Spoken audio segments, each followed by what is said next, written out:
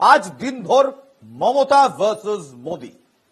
ভারতীয় জনতা পার্টির একেবারে প্রাইম ফিগার নরেন্দ্র মোদী আর তৃণমূল কংগ্রেসের প্রাইম ফিগার মমতা বন্দ্যোপাধ্যায়, দুজনের মধ্যে একেবারে শেয়ানে শেয়ানে টক্কর, হাড্ডাহাড্ডি লড়াই। অনেকে বলছে বেজেই গেল আজ 2026-এর ভোটের দামামা।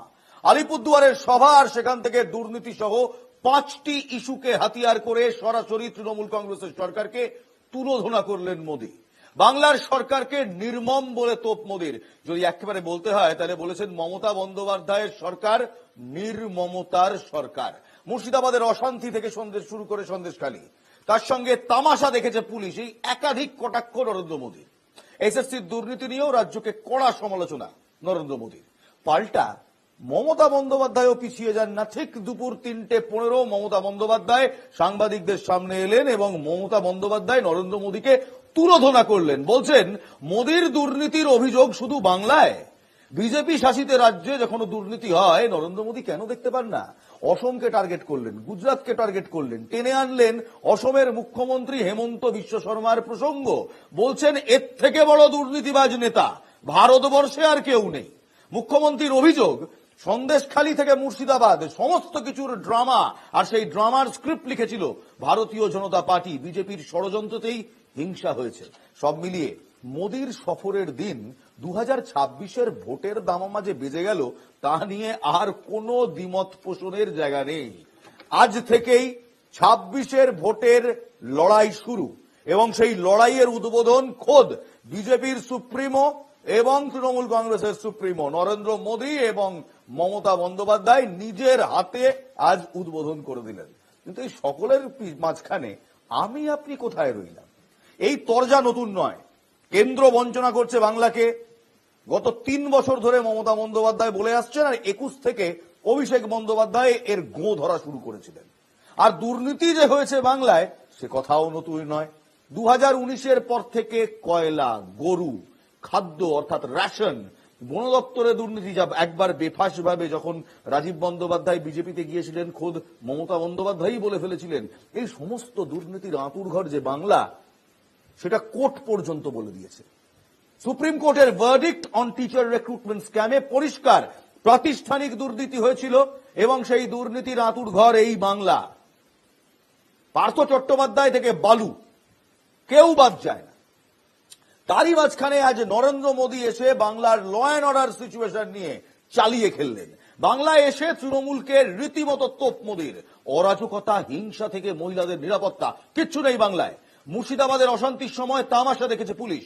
বাংলার জনগণ এই নির্মম সরকার চায় না, বলছেন খোদ Narendra Modi. Here take a look. Paschim Bengal एक साथ कई संकटों से घिरा हुआ है। एक संकट समाज में फैली हिंसा और अराजकता का है। दूसरा संकट माताओं बहनों की असुरक्षा का है, उन पर हो रहे जघन्य अपराधों का है।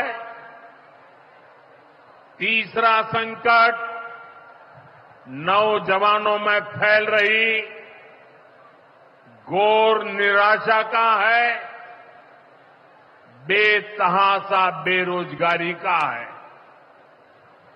चौथा संकट घनघोर करप्शन का है।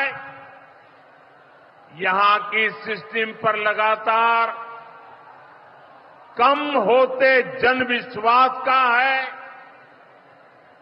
और पांचवा संकट गरीबों का हक छीनने वाली सत्ताधारी पार्टी की स्वार्थी राजनीति का है। साथियों, यहां मुर्शिदाबाद में जो कुछ हुआ, मालदा में जो कुछ हुआ, वो यहां की सरकार की निर्ममता का उदाहरण है। दंगों में যা হয়েছে মালদায় মুর্শিদাবাদের সমস্তটাই মমতা বন্দ্যোপাধ্যায়ের সরকারের নির্মমতার উদাহরণ। আর মোদীকে এই পাল্টা হিংসা নিয়ে জবাব দিলেন মমতা বন্দ্যোপাধ্যায়ও।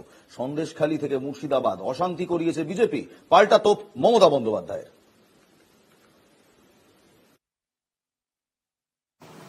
মুর্শিদাবাদের মালদার ঘটনা তো বিজেপি করেছে, দাঙ্গা লাগানোর ওস্তাদ তো বিজেপি,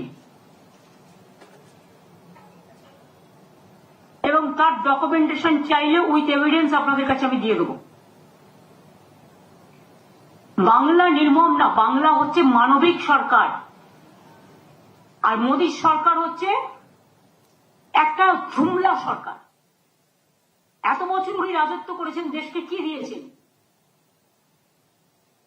আজকে যে মহিলা কমান্ডেন্ট মানে at the time of operation সিন্দুর বলেন, কুরেশি, ম্যাডাম কুরেশি, কি আমরা সেকুলার কান্ট্রিতে বাস করি আর will fight for the country, fight for the motherland.